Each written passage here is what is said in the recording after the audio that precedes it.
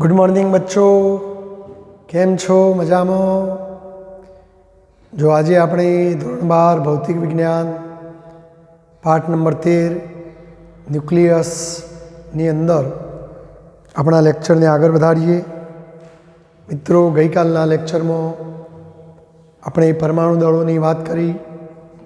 પરમાણુ દળો ખૂબ નાનો હોવાથી એમના માટે દળ માપવા માટેનો એકમ કિલોગ્રામ કે ગ્રામ ન લેતો ન્યુક્લિયર ભૌતિક વિજ્ઞાનમાં એટોમિક માસ યુનિટ લેવામાં આવે છે, જેને યુ વડે દર્શાવવામાં આવે છે અથવા એએમયુ વડે દર્શાવવામાં આવે છે.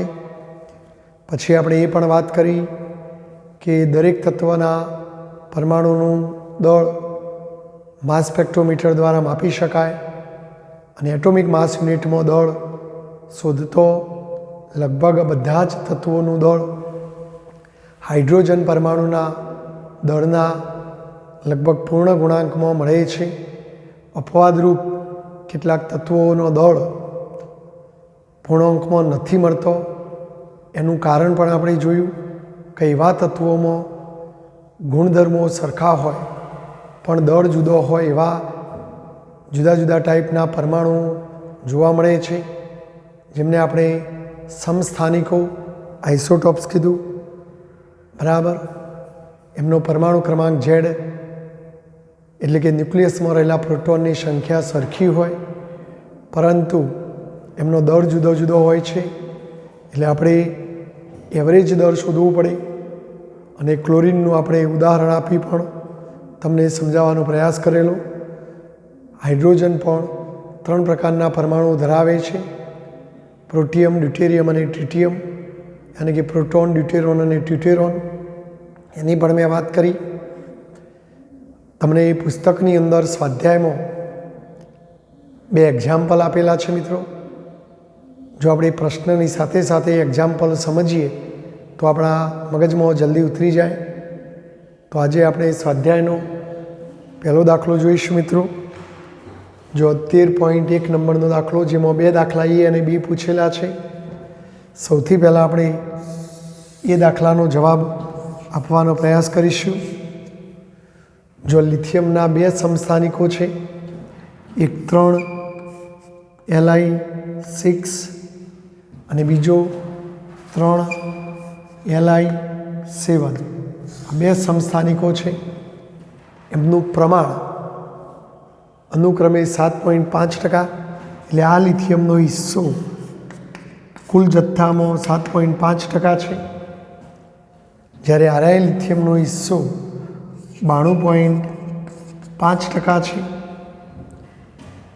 તેમના દળ, જો આ લિથિયમ લઈએ તો એનું દળ કેટલું લેવાનું? મિત્રો, 6.01512 એટોમિક માસ યુનિટ. અને જો આરે લિથિયમ હોય તો એનું દળ કેટલું લેવાનું? 7.01600 એટોમિક માસ યુનિટ. તો લિથિયમ પરમાણુનું દળ શોધો. તો જો આ 100% આ કે 100% આ નથી, કુલ જથ્થામાં આવા પરમાણુ આટલા ટકા છે અને આવા પરમાણુ આટલા ટકા છે, તો આપણે આના આધારે એનું ભારિત સરેરાશ દર શોધીશું. તો જો હવે આ દાખલો આ રીતે ગણાય મિત્રો કે ભાઈ લિથિયમ પરમાણુનું દળ, લિથિયમ પરમાણુનું દળ બરાબર તેના સમસ્થાનિકોનું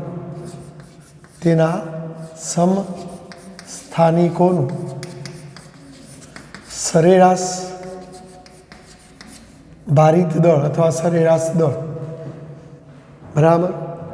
તો હવે જો આપણે લિથિયમ પરમાણુનું દળ શોધવું છે મિત્રો, તો જો આવા લિથિયમ આટલા ટકા છે પણ આટલા ટકા જે છે એમનું દર આ છે, તો આપણે આ રીતે લખાય કે 7.5% હિસ્સો આટલું દર ધરાવતા પરમાણુનો છે, 6.01512, વત્તા આવું દર ધરાવતા 92.5% છે, તો 92.5% આટલું દર ધરાવતા છે અને આપણે દર શોધી રહ્યા છીએ. તો 7.01600 દર ધરાવતા આટલા ટકા અને આવું દર ધરાવતા આટલા ટકા, એટલે કુલ 100% કેટલું દર થાય આપણે ગણીશું. જો મિત્રો ટકા ના લખવા હોય તો છેદમાં 100, ટકા ના લખવા તો છેદમાં 100, અને બંનેના છેદમાં 100 એટલે આપણે એક કામ કરીશું, ભેગા છેદમાં 100 લખીશું અને એ ટકાનું ચિહ્ન જતું રહેશે.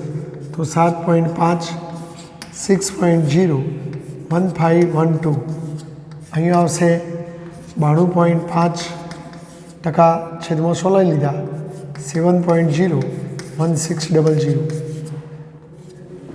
જો મિત્રો અહીં પરમાણુઓનો દળ ખૂબ નાનો હોય, એટલે નાનો દળમાં તમે પછી નાનું પદે અવગણો તો ના ચાલે.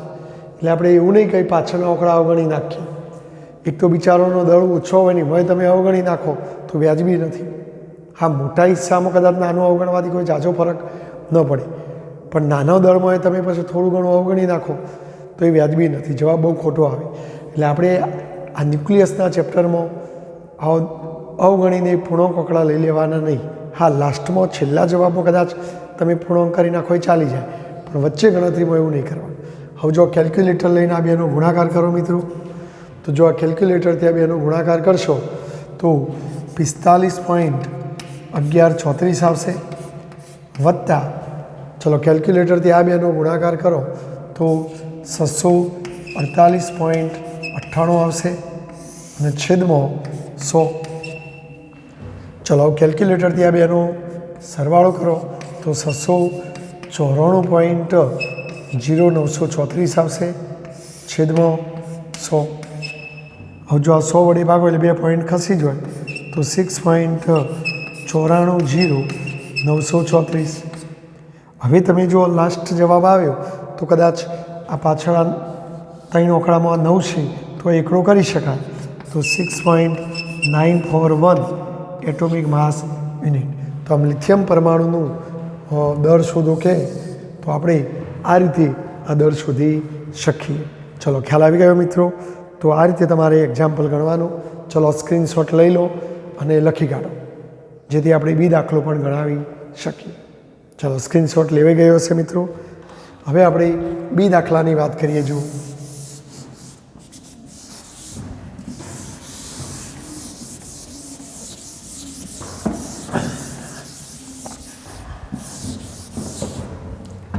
જો બી દાખલો મિત્રો,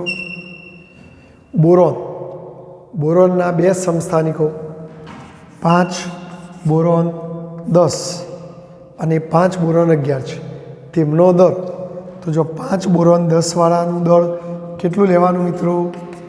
10.01294 એટોમિક માસ યુનિટ. અને આ બોરોન 5 બોરોન 11 નું દળ કેટલું લેવાનું? 11.00931 એટોમિક માસ યુનિટ છે. અને બોરોનના પરમાણુનું દળ આપવામાં આવ્યું છે. જુઓ, પહેલા દાખલામાં પરમાણુનું દળ શોધવાનું હતું, એ પરમાણુનું દળ આપણને આપી દેવામાં આવ્યું છે. કેટલું આપ્યું છે ભાઈ? 10.811 એટોમિક માસ યુનિટ છે. તો આ બંનેનું સાપેક્ષ પ્રમાણ શોધવું. પહેલામાં જેમ આ આટલા ટકા ને પેલો આટલા ટકા, એમ આ બોરોન કેટલા ટકા ને આ બોરોન કેટલા ટકા, એ ટકાવારી પ્રમાણ શોધવાનું છે.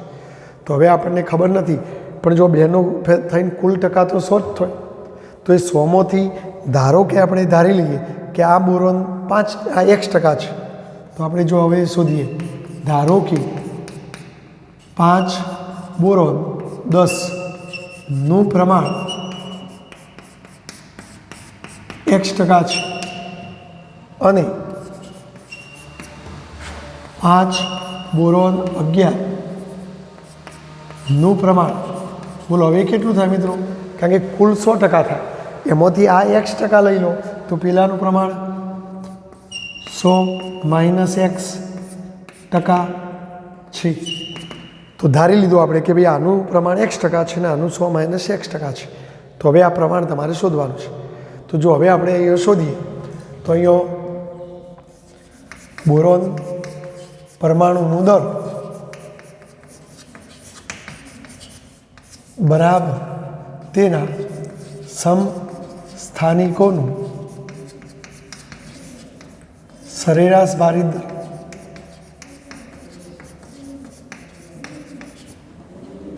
તો જો આપણે બોરોનના પરમાણુનું દળ આપણને આપી દેવામાં આવ્યું છે 10.811 બરાબર. હવે સમસ્થાનિકોમાં 5 બોરોન 10, તો એનું પ્રમાણ કેટલું લીધું મિત્રો? તો x%. તો x% લીધું. પણ એરિયા બોરોનનું દર કેટલું છે? તો એરિયા બોરોનનું દર 10.01294 એટોમિક માસ યુનિટ છે. ચલો વત્તા પેલાનું પ્રમાણ કેટલું? 100 - x%. પણ એરિયા બોરોનનું દર કેટલું? 11.00931. જો આ ટકા ના લખવા હોય તો છેદમાં 100. તો જો આપણે એક સ્ટેપ વધારે થાય એનો વાંધો નહીં. x 10.01294 છેદમાં 100 એ તે અહીંયા છેદમાં 100 એટલે બેનું ભેગું આપણે છેદમાં 100 લખીશું. તો અહીંયા 100 - x 11.00931. અહીંયા 10.811. ચલો હવે 100 ભાગાકારમાંથી આ બાજુ આવતો ગુણાકારમાં, અને મને 100 એ ગુણી જતા 2 પોઈન્ટ ખસી જાય તો 10 81.1. આ 100 અહીંયા આવી ગયા. ચલો હવે કૌંસમાં ગુણી કાઢો તો 10.01294 x. ચલો વત્તા જો એ કૌંસ છોડી દો તો 100 ગુણ્યા આટલા, તો 100 ગુણ્યા આટલા કરો એટલે 2 પોઈન્ટ ખસી જાય તો 1100.931 માઇનસ આ x અહીંયા ગુણી જાય તો 11.00931 x. બરાબર. જો આ 2x વાળો પદ એમાંથી આપણે x સામાન્ય કાઢીશું. પણ જો આ -11 એટલે આ પદ મોટું છે ને આ નાનું છે, અને આપણે x શોધવો છે તો કામ કરીએ, આ બંનેને આ બાજુ લાવીએ અને પછી x સામાન્ય કાઢીએ. તો જો આ બંને પદો આ બાજુ લાવીએ અને x સામાન્ય કાઢીએ તો આ ઋણ આ બાજુ આવે તો ધન થઈ જાય, અને આ ધન આ બાજુ આવે તો ઋણ થઈ જાય, અને x સામાન્ય કાઢો એટલે શું થવાનું? જો બે સ્ટેપ એક સ્ટેપ બચાવવા માટે હું ડાયરેક્ટ લખીશ. આ માઇનસ આ બાજુ આવે પ્લસ થાય, આ પ્લસ આ બાજુ આવે માઇનસ થાય, અને મેં x સામાન્ય કાઢ્યું. એ રીતે જો આ પદ આ બાજુ જતું રહે તો 1100.931 ઓછા 1081.1. જો હવે આ બેની બાદબાકી કરો મિત્રો, કેલ્ક્યુલેટરથી આ બેની બાદબાકી કરશો તો 0.99 અને આ રહ્યું x. એ રીતે આ બેની બાદબાકી કરો તો લગભગ 19.831 જેવું આવશે. હવે એક્સેલ સૂત્ર કરતાં બનાવો તો 19.831 આ ગુણાકારમાંથી આ બાજુ ભાગાકારમાં 0.99637. હવે કેલ્ક્યુલેટરથી બેનો ભાગાકાર કરો તો આ જવાબ આવશે 19.90. તો આમ તમે જોઈ શકો છો કે 5 બોરોન 10નું પ્રમાણ x%, પણ xની જગ્યાએ 19.90. તો હવે આપણે લખીશું આમ 5 બોરોન 10નું પ્રમાણ x%, પણ xની કિંમત 19.90%. જ્યારે 5 બોરોન 11નું પ્રમાણ બરાબર 100 - x%, ધેટ મીન્સ 100 - 19.90, અને 100માંથી 19.90 જોઈએ તો 80.10%. તો આ રીતે આનું પ્રમાણ 19.90% હશે, જ્યારે આનું પ્રમાણ 80.10% હશે. તો આ સાપેક્ષ પ્રમાણ શોધો. તો આ રીતે આ એક્ઝામ્પલ ગણવાનું રહેશે મિત્રો. તો ચલો આનો સ્ક્રીનશોટ લઈ અને લખી દેશો. જો દરેક દાખલા તમારા ચોપડામાં લખવાના મિત્રો, એટલે પ્રેક્ટિસ થઈ જાય. બરાબર. તો ચાલો લખી દેજો સ્ક્રીનશોટ લઈને. જો મિત્રો સ્વાધ્યાયનો 13.2 નંબરનો દાખલો પહેલાંના જેવો જ છે. અહીં નિયોનના 3 સમસ્થાનિકો, એક 10, નિયોન 20, બીજો 10, નિયોન 21, ત્રીજો 10, નિયોન 22. આમનું સાપેક્ષ પ્રમાણ તો આર્ય નિયનનું પ્રમાણ 90.51%, આર્ય નિયનનું પ્રમાણ 0.27%, આર્ય નિયનનું પ્રમાણ 9.22%. એટલે જો કુલ 100% થઈ જશે આ ત્રણનું ટોટલ મારો. આ ત્રણ સમસ્થાનિકોના પરમાણુનો દળો તો જો આ નિયન પરમાણુ લ્યો તો એનું દળ કેટલું લેવાનું 19.99 એટોમિક માસ યુનિટ. આ લ્યો તો એનું દળ કેટલું લેવાનું મિત્રો 20.99 એટોમિક માસ યુનિટ. અને આ લ્યો તો એનું દળ કેટલું લેવાનું 21.99 એટોમિક માસ યુનિટ. તો નિયોનનું સરેરાશ પરમાણુ દળ શોધો. તો બસ આપણે પહેલાં દાખલાની જેમ જ કે ભાઈ નિયોન પરમાણુનું દળ, નિયોન પરમાણુનું દળ બરાબર તેના સમસ્થાનિકોનું સરેરાશ દળ અથવા સરેરાશ ભારિત દળ. તો જો હવે નિયોન પરમાણુનું દળ જો આપણે આવું લખાય માસ ઓફ નિયોન, તો નિયોન પરમાણુનું દળ બરાબર તો જો એના ત્રણ સમસ્થાનિક પણ જો આટલા ટકા આટલું દળ છે તો આપણે આ રીતે લખવાનું 90.51% આર્ય દળ 19.99, ચલો વત્તા 0.27%, 0.27%, 20.99 વત્તા 9.22%, કયું દળ 21.99. બરાબર છે. હવે ટકા ના લખવા હોય તો છેદમાં 100. તો જો આ છેદમાં 100 હોય 100 હોય 100. બરાબર. તો જો હવે આવું લખાશે 90.51 કૌંસમાં 19.99 વત્તા 0.27 કૌંસમાં 20.99 વત્તા 9.22 કૌંસમાં 21.99 અને આ ત્રણેયના છેદમાં 100. આ ટકા દૂર કરે એટલે છેદમાં 100. હવે કેલ્ક્યુલેટરથી આ બેનો ગુણાકાર કરો મિત્રો તો 1809.49. ચલો આ બેનો કેલ્ક્યુલેટરથી ગુણાકાર કરો તો 5.6673. આ બેનો કેલ્ક્યુલેટરથી ગુણાકાર કરો તો 202.74 છેદમાં 100.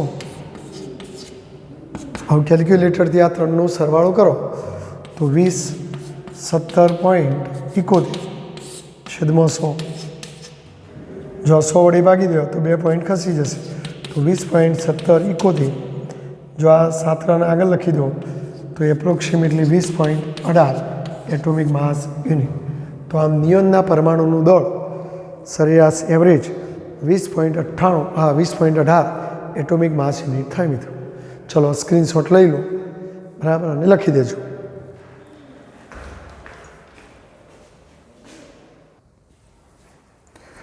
જો મિત્રો હું થોડી બીજી વાતો કરું. આપણે હાઇડ્રોજનની વાત કરી. હાઇડ્રોજનના 3 સમસ્થાનિકો છે મિત્રો, જેને અનુક્રમે હાઇડ્રોજન, જેને પ્રોટિયમ કહેવાય, જેનું સૂત્ર 1H1 વડે દર્શાવાય છે. આનું દળ 1.0078 છે. તો આરે પરમાણુનું દળ જો હાઇડ્રોજનમાં આરે પરમાણુ લેવામાં આવે તો એનું દળ આટલું હોય છે. પછી ડ્યુટેરિયમ જે હાઇડ્રોજનનો સમસ્થાનિક છે 1H2, જેનું દળ 2.0141 એટોમિક માસ યુનિટ લેવામાં આવે છે.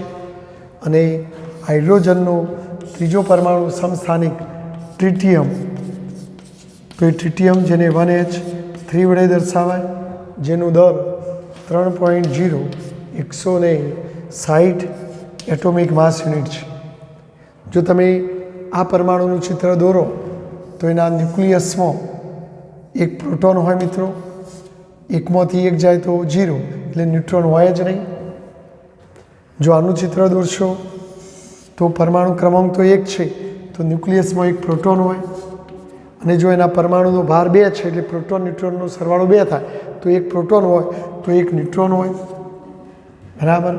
અને આનું જો ન્યુક્લિયસ તમે દોરો તો પરમાણુ ક્રમાંક 1 હોવાથી પ્રોટોન 1 હોય, પણ 3માંથી 1 જાય તો 2, તો ન્યુટ્રોનની સંખ્યા 2 હોય. તો આ ત્રણે ત્રણ હાઇડ્રોજનના સમસ્થાનિકો છે મિત્રો. આ કુદરતમાં સહેલાઈથી મળી રહેશે, પરંતુ આ બે એ અસ્થાયી હોવાથી કુદરતમાં સહેલાઈથી સીધા પ્રાપ્ત થતા નથી.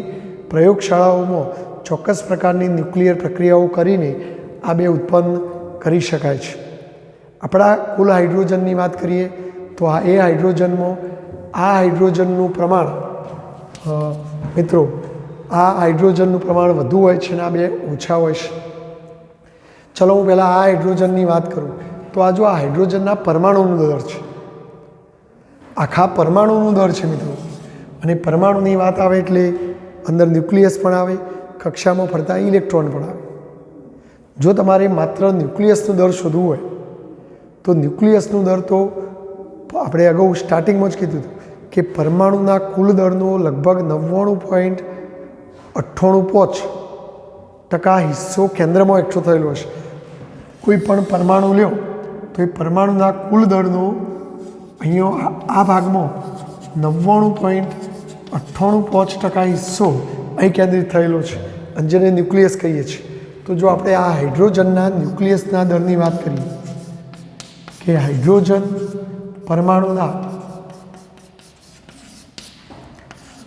ન્યુક્લિયસનું દર કેટલું મિત્રો, તો આ એના પરમાણુનું જે કુલ દર છે 1.0078, એ કુલ દરના આટલા ટકા જ અહીંયા હોય, એટલે આ ન્યુક્લિયસનું દર કુલ દરના આટલા ટકા, એટલે આપણે અહીં લખવું પડે 99.98%. એટલે આ કુલ પરમાણુનું જે દર છે એના આટલા ટકા લ્યો તો એ ન્યુક્લિયસનો દર થાય. હવે આ ટકા ના લખવા તો છેદમાં 100, આ ટકા ના લખવા તો છેદમાં 100. હવે કેલ્ક્યુલેટરથી આ બેનો ગુણાકાર કરીને 100 ભાગો મિત્રો, તો આ જવાબ લગભગ 1.007648 એટોમિક માસ યુનિટ આવે છે. તો આમ હાઇડ્રોજનના ન્યુક્લિયસનું દર જો તમને કહેવામાં આવે તો એ આટલું થાય મિત્રો. અને હાઇડ્રોજનના ન્યુક્લિયસમાં માત્ર એક પ્રોટોન જ હોય છે. હાઇડ્રોજનના ન્યુક્લિયસમાં ઓનલી પ્રોટોન જ હોય છે, માટે આ માત્ર એક પ્રોટોનનું દર પણ કહેવાય. તો હાઇડ્રોજનના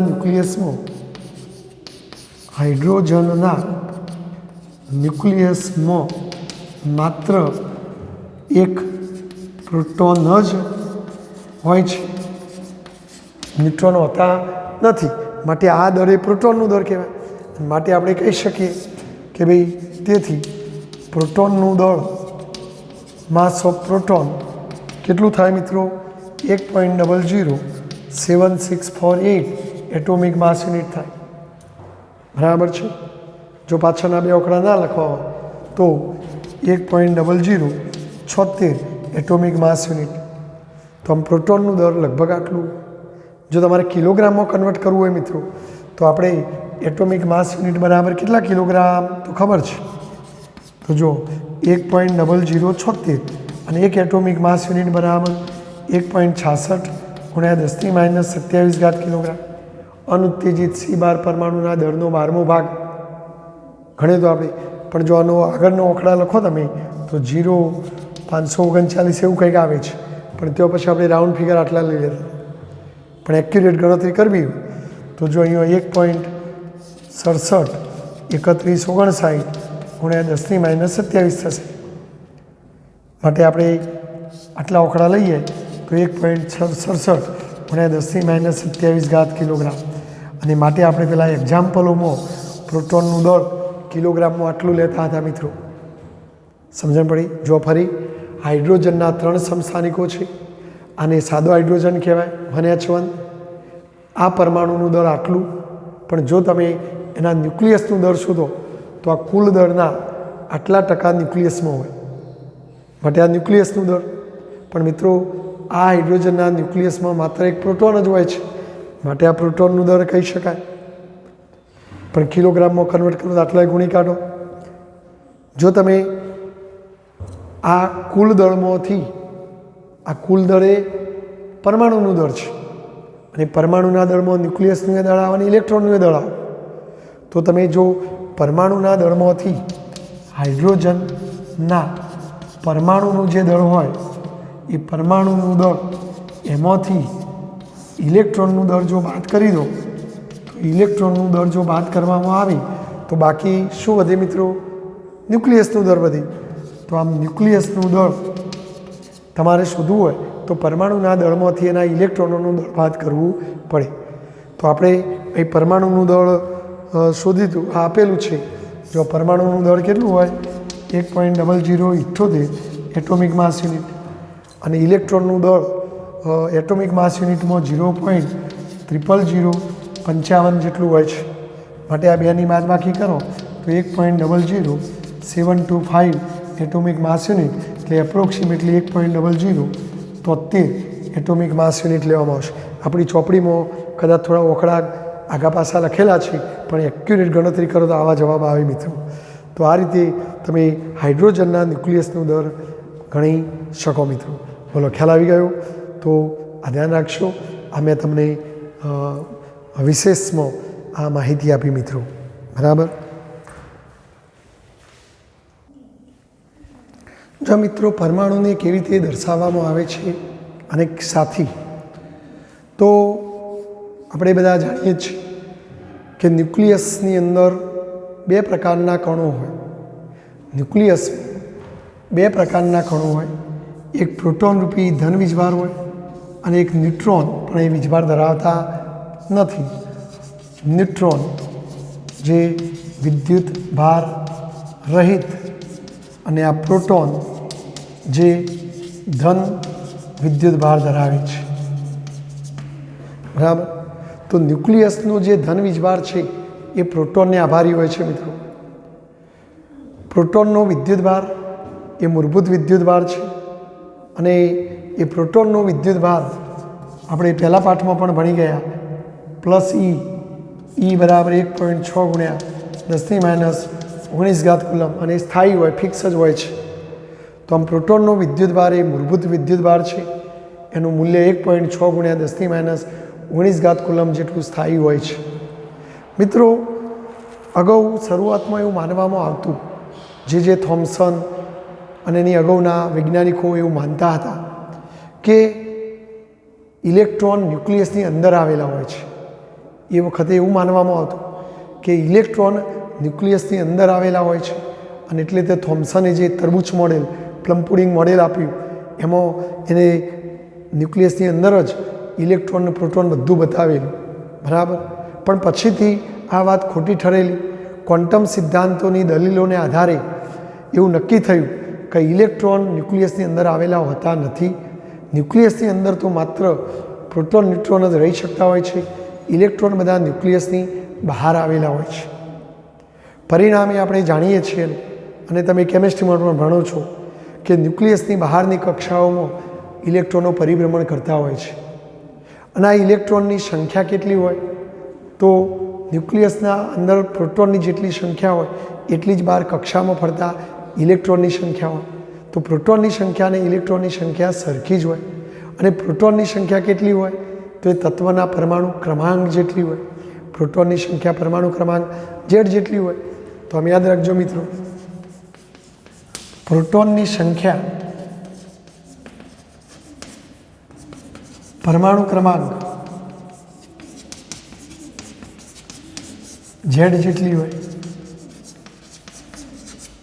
તેથી ઇલેક્ટ્રોનની સંખ્યા પણ Z જેટલી જ થવાની. તેથી ઇલેક્ટ્રોનનો કુલ વિદ્યુત ભાર,